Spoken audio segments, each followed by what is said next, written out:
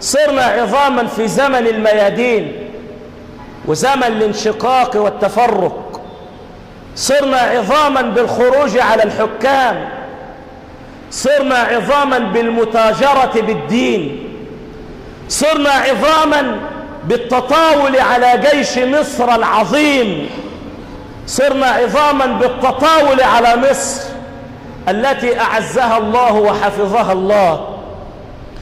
صرنا عظاما لما تحاكمنا إلى الصندوق فصارت الشرعية صرعية صندوق. صرنا عظاما لما قلنا ليست قضيتنا مرسي إنما قضيتنا الديمقراطية.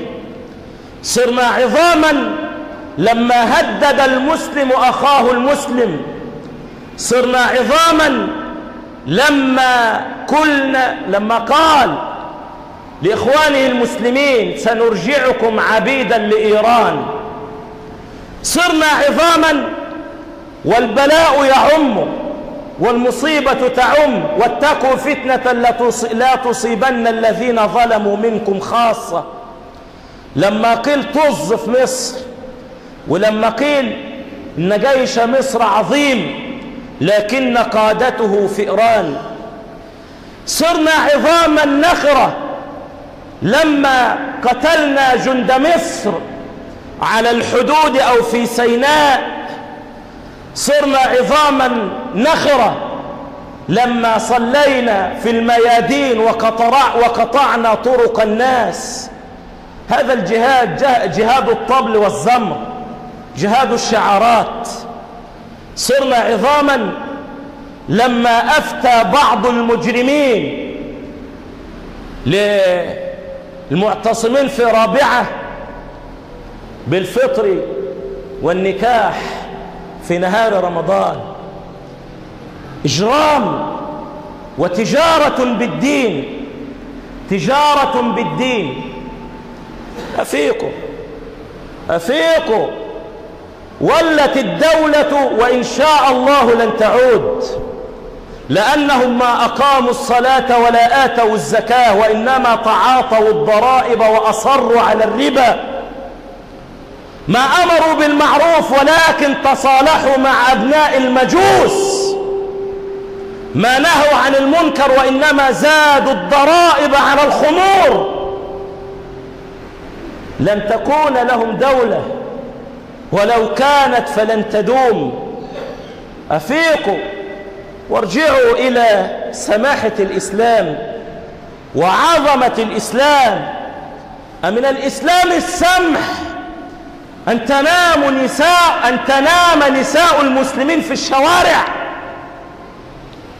أن تقضي المرأة حاجتها ولا تدري من ينظر أو يتلصص عليها.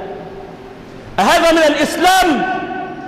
أي مروءة تلك التي تجعل هؤلاء يخرجون نساءهم إلى الميادين؟ هذا هو الجهاد؟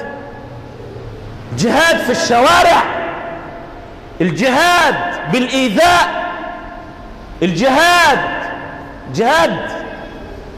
جهاد إيه؟ إنه جهاد الممثل. انت فين يا جهاد؟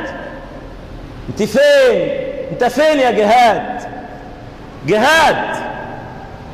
جهاد حماس التي لم تطلق صاروخا على اليهود في ظل دولة الإسلام في مصر، أم جهاد الإرهابيين في سيناء الذين لم يفجروا أنبوب الغاز خلال سنة حكم الإسلاميين الحركيين في مصر؟ جهاد؟ ما رأينا الجهاد إلا ضد المسلمين من الجنود المساكين في حرس الحدود أو في سيناء. ما رأينا الجهاد إلا بالكلمات والشعارات الجوفاء.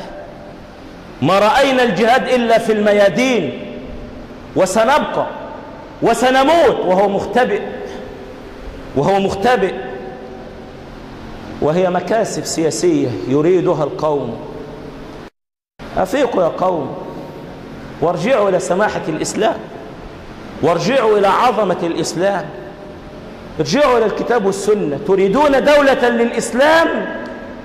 كما أقامها الله لرسوله عليه الصلاة والسلام بالإسلام.